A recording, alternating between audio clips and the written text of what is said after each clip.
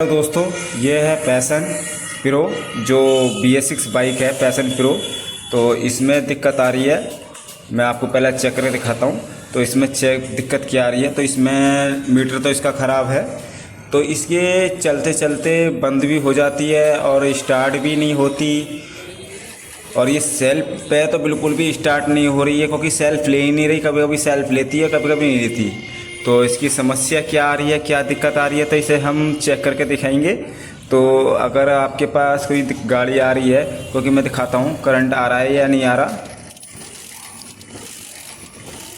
लेकिन करंट आ रहा है, लेकिन ये स्टार्ट बहुत कई किकों में स्टार्ट होती है, कभी नहीं होती है। तो इस गाड़ी में क्या समस्या है, क्या दिक्कत है, जो भी समस्या होगी बिल्कुल आपको रियल में दिखाएंगे और बिल्कुल बताएंगे, क्योंकि बिल्कुल आपको सही जानकारी देंगे कि गाड़ियों में क्या दिक्कत आती है और कैसे आप उस गाड़ी की समस्या को हल कर सकते हो और किस तरीके से उसकी प्रॉब्लम को सॉल्व कर सकते हो।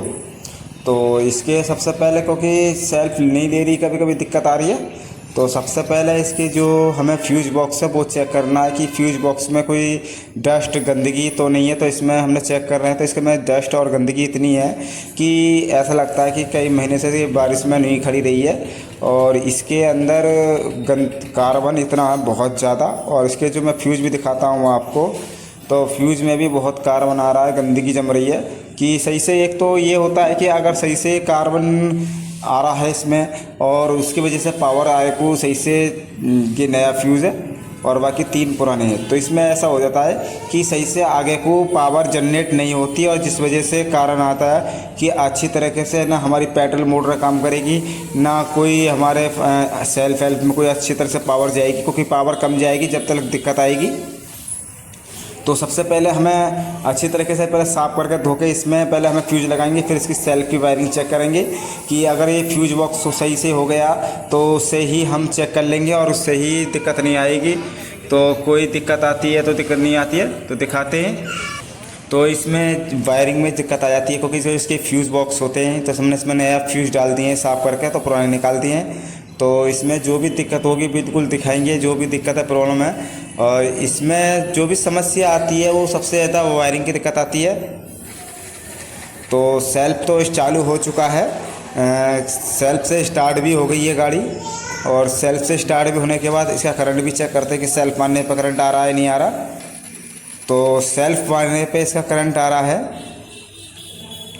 तो इसके सेल्फ मारने पर करंट भी आ रहा है और ये स्टार्ट भी हो रही है और अच्छी तरीके से सही कर रही है। क्योंकि जो इसमें प्रॉब्लम थी, इसके फ्यूज बॉक्स में दिक्कत थी, क्योंकि सही से पावर सप्लाई आगे को जनरेट नहीं हो रही थी, जिस वजह से पावर नहीं जा रही थी आगे।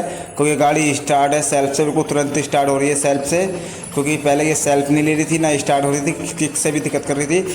अगर सही से कोई गाड़ी की अगर पावर सप्लाई आगे को सही से जनरेट नहीं होगी तो उसमें क्या दिक्कत आएगी मैं बताता हूँ। कि एक तो आपकी किक से स्टार्ट होने में दिक्कत आएगी, और दूसरी आपकी सेल्फ से भी स्टार्ट आएगी, क्योंकि सबसे पेट्रोल मोटर इंजेक्टर इसके इश्यू सही से सब वर्क नहीं करेंगे। क्योंकि जब तक इसकी पेट्रोल की सप्लाई सही से नहीं चलेगी, स्पार्क प्लग पे करंट नहीं आएगा, और जब तक ही कोई भी समस्या हल नहीं होगी। क्योंकि सबसे मेन चीज़ इसके अंदर बैटरी की पावर की होती है।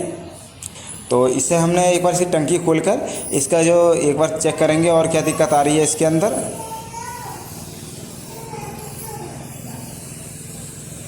तो चेक कर लेते हैं।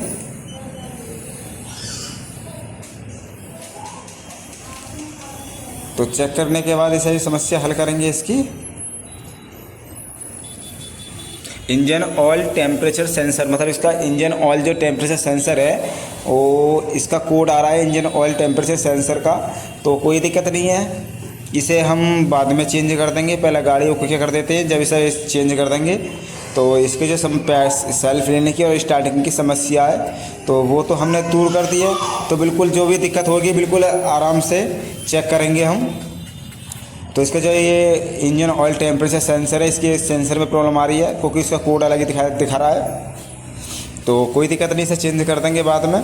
तो पहले जो इसकी एक बार हम इसका टंकी खोलेंगे और जो बार बार की जो कोड दिखा रहा है मैं आपको दिखा देता हूँ।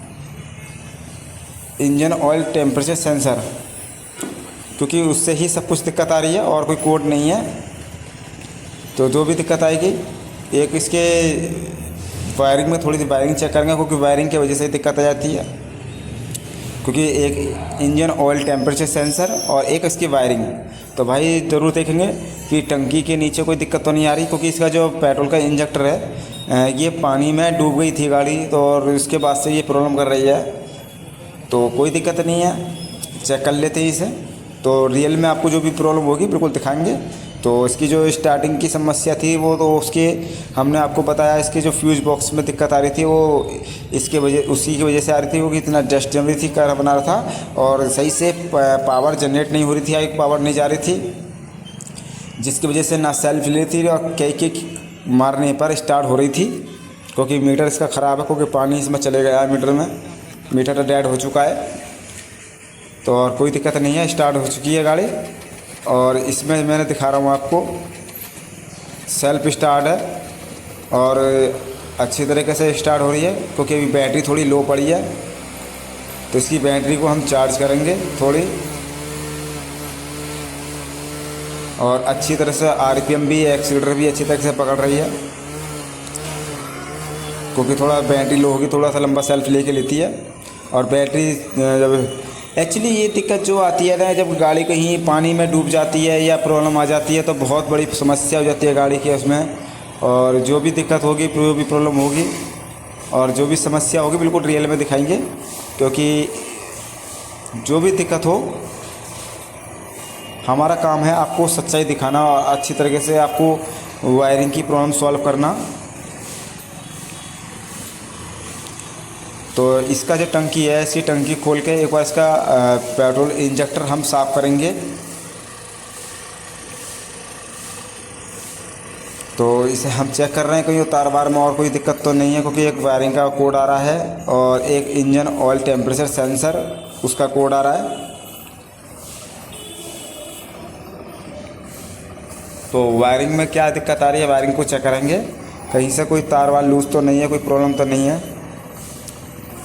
और इसकी जो फ्यूज बॉक्स होता है उसको हम दोबारा से अच्छी तरह से क्लीन करने के बाद, अच्छी साफ़ सफाई करने के बाद देंगे। ना होगा तो इसमें हम नई फ्यूज बॉक्स डिब्बी लगा देंगे। तो इसके जो टीपीएस सेंसर है वो चेक कर रहे हैं, ऑटो सेंसर चेक कर रहे हैं, इंजन ऑयल सेंसर चेक कर रहे हैं कि सब कुछ अच्छी तरह से वर्क कर रहा है नहीं कर रहा है। तो हम इसीलिए डाटाबेस में जाके इसके सब कुछ चेक कर रहे हैं कि और कोई दिक्कत या कोई प्रॉब्लम तो नहीं है।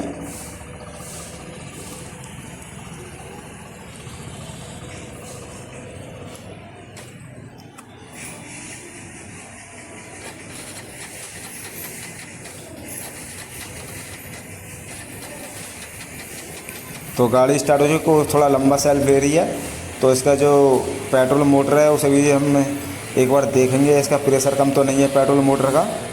क्योंकि सबसे ज़्यादा दिक्कत जो आती है इसके जो पेट्रोल मोटर होती है गाड़ियों की, इसमें सबसे ज़्यादा दिक्कत आती है। लेकिन हम सबसे पहले इसका पेट्रोल का इंजेक्टर साफ़ करके और इसका प्रेशर चेक करेंगे, क्योंकि हमने ये साफ़ करा है। इतनी जस्ट आगे से जम रही थी, बहुत ज़्यादा गंदगी जम रही थी आगे से, क्योंकि पूरा आगे की साइड जहाँ से पेट्रोल छिड़काव करता है वहाँ से पूरा काला काला होया पड़ा था। तो उसे हमने साफ़ कराया आगे से, और इसे लगा के हम इसका पेट्रोल का प्रेशर ज़रूर चेक करेंगे कि कैसा प्रेशर आ रहा है। उसके बाद इसकी पेट्रोल मोटर की नहीं है, हम अपने लड़के से कहेंगे इसकी पेट्रोल मोटर खोलने की नहीं है। तो इसका प्लग भी हमने चेक कर रहे हैं, क्योंकि हमें प्लग के अंदर भी पानी निकला है। तो इसमें जो हमने इंजेक्टर चेक करा है, इसका इंजेक्टर की कोई दिक्कत नहीं है।